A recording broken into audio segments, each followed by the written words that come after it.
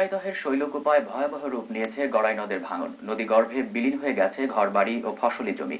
ভাঙন রোধে পানি উন্নয়ন বোর্ডকে বারবার জানালেও কোনো ব্যবস্থা নেওয়া হয়নি বলে অভিযোগ এলাকাবাসীর।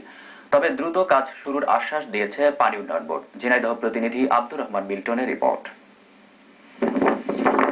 খরস্রোতা গড়াই নদের ভাঙন থেকে শুষ্ক মৌসুমেও রেহাই পাচ্ছে না ঝিনাইদহের শৈলকুপা। তীব্র ভাঙনে এরই মধ্যে পাল্টে গেছে বাখুরবা, কৃষ্ণনগর, কৃত্তিনগর, সারুটিয়া সহ আরো কয়েক গ্রামের ভৌগোলিক দৃশ্যপট।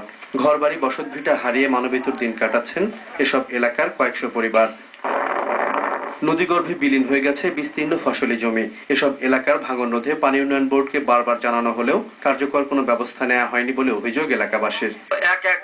তিনবার বসত বাড়ি ভেঙে চলে গেছে, পার চলে গেছে। এখন আমাদের আর থাকার মতো জায়গাও নেই।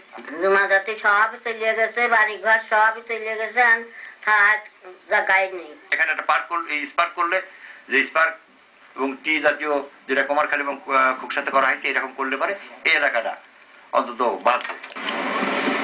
তবে ভাঙন রোধে এরই মধ্যে বেশ কিছু পদক্ষেপ নেওয়া হয়েছে বলে জানিয়েছেন পানি উন্নয়ন বোর্ড।